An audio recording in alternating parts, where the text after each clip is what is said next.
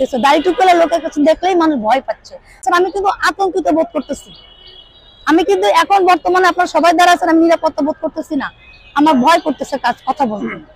আমি এটা আসলে কোনো ব্যাখ্যা দিতে পারবো না, কারণ আমি যেহেতু একজন আইনজীবী, আমি মনে করি যে এই সংস্কারগুলোর দায়িত্ব জনগণের উপর ছেড়ে দিলে সবচেয়ে ভালো হয়। কারণ দেশটা আসলে জনগণের, এবং জনগণ যাকে নির্বাচিত করবেন তখন জনগণেরকে মূল্যায়ন করা হবে। মানে জনগণ যাকে মূল্যায়িত করা হবে, জনগণের পছন্দেই মানুষ আসবে, নির্বাচিত যিনি হবেন তাকে তখন সেই সংস্কারটা করবে। আর সংস্কার যেটা বলতেছেন, আমি তো আদৌ সংস্কারে কিছুই দেখতেছি না। আমি তো বেশিরভাগই সংস্কারে দেখতেছি সনাতনী সম্প্রদায়ের মন্দির ভাঙাচ্ছে, সনাতনীদের চাকরিতে দেওয়া হচ্ছে না। 5 তারিখ থেকে আজ পর্যন্ত যতগুলো জায়গায় নিয়োগ হয়েছে আপনারা অ্যানালাইসিস করেন, কয়জন সনাতনী ঢুকেছে, বরং বহু সনাতনীদের চাকরি থেকে বরখাস্ত করা হয়েছে। এরা মৌলবাদীরাই করতেছে এটা। এইগুলো যেগুলো আপনারা বলতেছেন, এইগুলোর কোনো ব্যাখ্যা দেওয়া হবে না।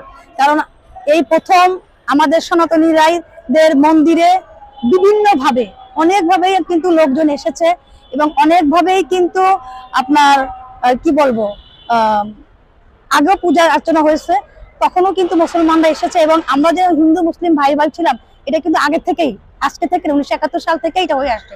কিন্তু তারা কখন ওই মন্দিরের মধ্যে ঢুকে ইসলামিক গান গেয়ে ইসলামকে জাগরণ, হ্যাঁ ইসলাম ধর্ম আপনার কাছে শ্রেষ্ঠ হতে পারে, অবশ্যই আমার কাছে সনাতনী ধর্ম শ্রেষ্ঠ, আমি যেটা মনে করি।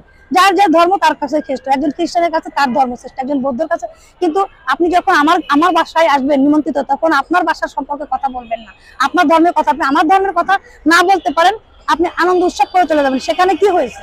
সেখানে এসে ইসলামিক জয়গান গাচ্ছে, এটা তো কখনো এর আগে হয়নি, এগুলো তো হয়নি। মন্দির না আমি তো সেটাই বলতেছি ভাই, শোনেন, আপনারা যেটা বলতেছেন বেসিক্যালি তো সব মুসলমানরা খারাপ না। কারণ সব মুসলমানরা যদি খারাপ হতো তাহলে আমরা তো থাকতে পারতাম না। আমরা দেখে আসছি, আমরা সেই সুরে গান গেতে চাই। আগে কি সুন্দর দিন কাটাইতাম, হিন্দু আর মুসলমান একই সাথে কাটাই, এই গানগুলো তো অতি প্রচলিত। কারণ আমরা ঈদ উৎসব করেছি, আমরা আমাদের সাথে মুসলমান এসে পুজো উৎসব করেছে, আমরা তো এই দেখতে দেখতে অভ্যস্ত। এবং আমার মনে হয় বিশ্বের সবচেয়ে একমাত্র বাংলাদেশ যেখানে হিন্দু মুসলিম সম্প্রীতি ছিল, যেখানে কখনোই কেউ অনুভব করে নাই। আমি ছোটবেলায় দেখেছি আমার বাবা বলতো, মা স্কুলে যখন যাচ্ছি বলতো, যখন কোনো বিপদে পড়বা দাড়ি টুপিওয়ালা মুরব্বী দেখলে পাশে দাঁড়ায় যাবা, কারণ সে তোমাকে সেভ করবে। কিন্তু এখন কি সেটা হইতেছে?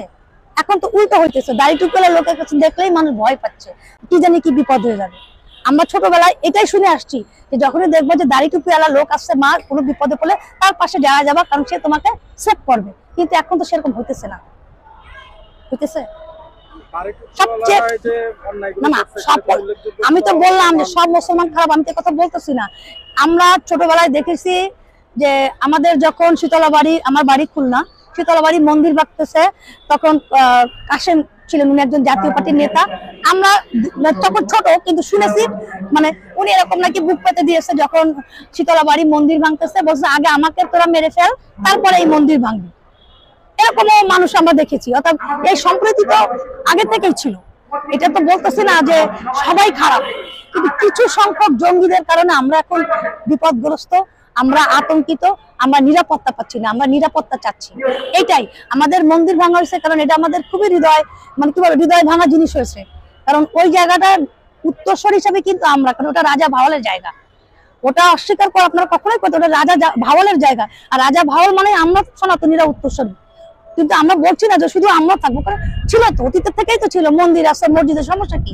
এটা তো আজকে থেকে না, কিন্তু সবই আছে, শুধু মন্দিরটা আপনারা ভেঙে দিলেন, এটা কেমন হলো? হ্যাঁ, আপনারা যদি বলতেন যে সরকারের জায়গা, সরকারের পরিত্যক্ত জায়গা, আপনারা নিয়ে নেন, অসুবিধা, সব নিয়ে নেন, কিন্তু শুধুমাত্র সনাতনীদের ভেঙে দিলেন। আর সব জায়গার মতো জায়গা আছে।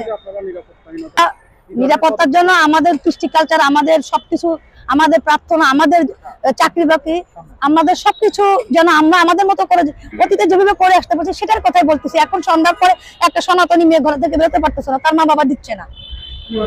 আপনি দেখেন যেভাবে ওকে কুমিল্লার ঘটনা, সে ঘরের মধ্যে আছে, তার ঘরের দরজা ভেঙে ঢুকেছে, ঢুকে তাকে বিবস্ত্র করে ফেসবুকে ছেড়ে দিচ্ছে। এটা যেন না হয়, কারণ অপরাধ অতীতে ছিল, বর্তমানে আছে, ভবিষ্যতে হবে, কিন্তু তার জন্য আইন আদালত থাকে। আইন আদালতের মাধ্যমে একটা সনাতনী যদি খারাপ কাজ করে থাকে, আপনি আইনের আসামি তাকে আইনের আওতায় নিয়ে তাকে শাস্তি দেন, তাকে আপনি শাস্তি দিয়ে না। আমরা এটাই চাচ্ছি যে আইন তার নিজস্ব গতি, আমি যেহেতু একজন আইনজীবী, আমি মনে করি আইন তার নিজস্ব গতিতে চলুক।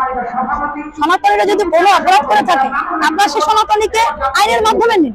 মন্দিরটা আপনারা না ভেঙে আইনের মাধ্যমে প্রশ্রয় করে ব্যবস্থা সমাধান করতে পারতেন। আমি সেটাই বলতে চাচ্ছি, আইন আদালতের মাধ্যমে প্রয়োগ করেন, আইনকে সম্মান করেন, আইনকে প্রতিষ্ঠিত করেন, আইনকে শ্রদ্ধা করেন, এবং যা কিছু করেন আইনের মাধ্যমে করেন, তাহলে আর কোনো কিছু কারোর অভিযোগ থাকবে না। আইনের মাধ্যমে যদি সবকিছু করা হতো, তাহলে কিন্তু আমাদের কারো কাছে কোনো অভিযোগ থাকবে না, কারণ আইন আদালত। কিন্তু এটা তো অরাজকতা হচ্ছে, বিশৃঙ্খলা, অরাজকতা বিশৃঙ্খলতা হচ্ছে। এই যে আমি আপনাকে বলি, আমি যদি বিগত আপনারা সবাই দ্বারা আছেন, আমি কিন্তু আতঙ্কিত বোধ করতেছি। আমি কিন্তু এখন বর্তমানে আপনারা সবাই দ্বারা আছেন, আমি নিরাপত্তা বোধ করতেছি না, আমার ভয় করতেছে কথা বলতে। নিরাপত্তাহীনতায় ভুগি নাই ভাই, মানে এইটা কি এরকমই। আগে মানে এটা হচ্ছে কি, এখন হুজুকে মাতে না, এখন কিন্তু সবাই যে খারাপ তা না, এখন ধর পকেট মার ধর সবাই মারলো, মানে এটা অনেকে কিন্তু সুযোগ সন্ধানী আছে। ধরেন একটা জায়গায় চুরি হয়েছে, একটা জায়গায় লুটে যায়, যে বাটার দোকান লুট হলো, এটা তো খুব জঘন্যজনক ঘটনা। এটা খুবই জঘন্য যে বাটার দোকানটা লুট হয়েছে, ফলের দোকান লুট হয়েছে, এটা তো জঘন্যজনক। আপনার যদি বাটা পছন্দ না হয়, আপনি অফিসিয়ালি আইনের মাধ্যমে বলেন বাটার দোকান চলবে না। আপনি অফিসিয়ালি আইনের মাধ্যমে বলেন বাংলাদেশে কোনো অবস্থাতে কোনো বাটার হোম থাকবে না। আপনার 7 দিনের সময় দেন, সে যার প্রতিষ্ঠান নিয়ে যাবে। ফলের ওইখানে ফলের বাজার যেটা লুট হয়েছে, আপনারা বলে দেন যে এখন অবস্থা পরিস্থিতি ভালো না, কোনো ফলের মেলা হবে না। ফলের মেলার অনুমতি দিয়ে ফল বাজারে লুট করা, বাটার দোকান লুট করা, এগুলোই বলতেছি যেগুলো হুজুকে চলতেছে। এইগুলোকে আইনের মাধ্যমে আওতায় নেন। যেটা আপনাদের পছন্দ না, সরকার যেটা মনে করতেছে এটা করবো না, সেটা সরকারিভাবে প্রশাসনিকভাবে সেটা ব্যবস্থা নিন, তাহলে সকলেই নিরাপদ, সকলেই শান্তি। হ্যাঁ, আপনার বাটা পছন্দ না, আপনারা যারা বাটা পছন্দ করছেন না, আপনারা তারা একটা অ্যাপ্লিকেশন দেন যে আমাদের বাংলাদেশে আমরা বাটা ইউজ করবো না। অ্যাপ্লিকেশনের মাধ্যমে সেটা সরকারের কাছে আপনারা অ্যাপ্লিকেশন দেন, সরকারি প্রশাসনিকভাবে সরকারি প্রশাসন বলুক যে যেখানে যেখানে বাটার শোরুম আছে সব নিষিদ্ধ করে দাও। That's it. সেখানে তো একজনকে কি বলবো, একজনকে ক্ষতিগ্রস্ত করার দরকার ছিল না। এই যে বাটা লুট করছে, এটা মানুষ কি দেখছে যে বাংলাদেশে লুট চলতেছে, লুট করা চলতেছে, এটা